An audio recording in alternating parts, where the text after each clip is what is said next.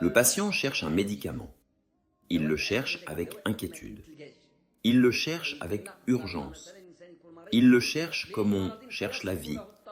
Il passe de porte en porte. Le médecin prescrit. Le pharmacien consulte. Mais le médicament n'est pas là. Il n'est ni chez le premier, ni chez le second. Alors le cœur s'interroge, où est le remède? Est-il rare? Est-il absent? Ou bien est-il si précieux que tout le monde le cherche sans jamais le trouver? Mais celui qui cherche ce médicament ne le cherche pas par simple curiosité. Il le cherche parce qu'il souffre, parce que son corps est affaibli, parce que son souffle est court, parce que la douleur l'a épuisé. Et ici commence la parabole, car les corps tombent malades, mais les cœurs aussi. Et parfois, la maladie du cœur est plus dangereuse que celle du corps. Dieu, subhanahu wa ta'ala, n'a oublié aucun malade. Il n'a délaissé aucun cœur. Il n'a fermé la porte à personne. Mais il veut que le serviteur vienne à lui comme le malade vient au remède. Non par habitude, non par distraction, mais par nécessité. Wa idha maridtu fahuwa yashfin. Et lorsque je suis malade, c'est lui qui me guérit. Les maladies sont nombreuses.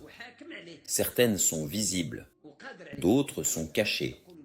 Il y a la maladie du corps que les médecins reconnaissent. Et il y a la maladie du cœur que peu de gens discernent. Un cœur peut battre et pourtant être malade. Malade d'insouciance, malade de dureté, malade d'oubli de Dieu, malade d'un monde trop présent et d'un au-delà trop lointain. Fi qulubihim maradun fazadahumullahu marad. Il y a dans leur cœur une maladie et Allah a fait croître leur maladie. La tristesse est l'une de ces maladies. Elle entre sans prévenir, elle s'installe sans permission, elle envahit sans bruit. L'homme se réveille triste sans savoir pourquoi. Il sourit extérieurement, mais son cœur est lourd. Il cherche alors des causes. Il accuse les circonstances. Il accuse les gens. Il accuse le monde. Mais il oublie une chose essentielle. Le cœur n'est pas fait pour le monde. Le cœur a été créé pour Dieu. Ala bizikrillahi tatma'innul qulub. N'est-ce que pas par le rappel d'Allah que les cœurs s'apaisent? Tout ce qui éloigne le cœur de sa raison d'être le rend malade. Et aucune médecine terrestre ne soigne cela. Ni l'argent, ni le confort, ni la distraction, ni le bruit. Car la paix du cœur n'est pas dans ce que l'on possède, mais dans celui à qui l'on appartient. Fafiru ilallah, fuyez donc vers Allah. Tout est sous son décret, tout est sous sa sagesse, tout est sous son regard. La maladie n'échappe pas à Dieu, l'épreuve n'échappe pas à Dieu, la tristesse n'échappe pas à Dieu. Et celui qui éprouve est aussi celui qui soulage. Mais l'homme, parfois, cherche le remède au mauvais endroit. Il cherche la guérison dans l'oubli. Il cherche la paix dans la fuite. Il cherche la lumière dans ce qui brille, mais n'éclaire pas, alors que le remède a toujours été là. وَنُنَزِّلُ مِنَ الْقُرْآنِ مَا هُوَ شِفَاءٌ وَرَحْمَةٌ. Nous faisons descendre du Coran ce qui est une guérison et une miséricorde.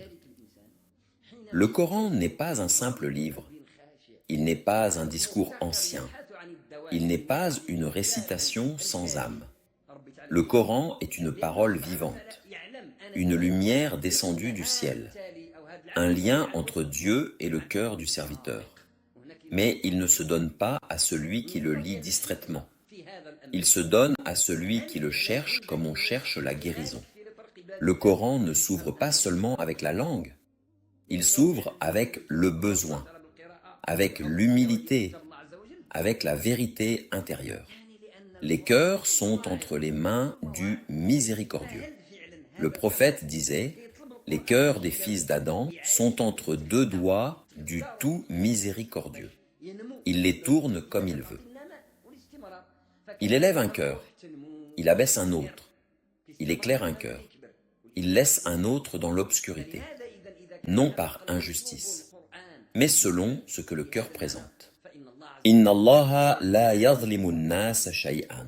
Allah ne laisse personne en rien. Alors, la vraie question n'est pas « Pourquoi suis-je éprouvé ?» La vraie question est « Vers qui mon cœur s'est-il tourné ?» Car Dieu ne repousse jamais un cœur sincère. وَالَّذِينَ جَاهَدُوا فِينَا لَنَهْدِيَنَّهُمْ سُبُلَنَا. Ceux qui luttent pour nous, nous les guiderons vers nos voies.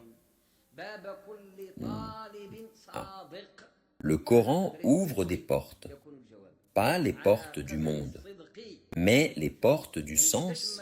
Il éclaire des chemins qui mènent à Dieu, des chemins discrets, des chemins intérieurs.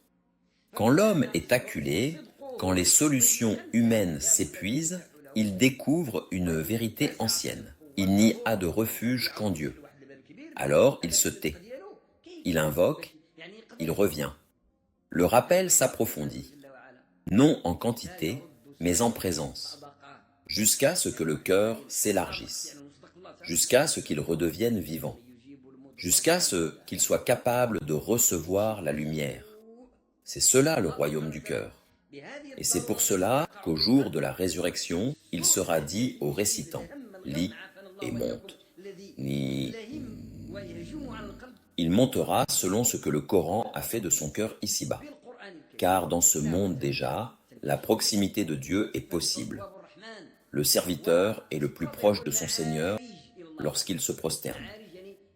Mais la prosternation véritable n'est pas seulement celle du front, elle est celle du cœur.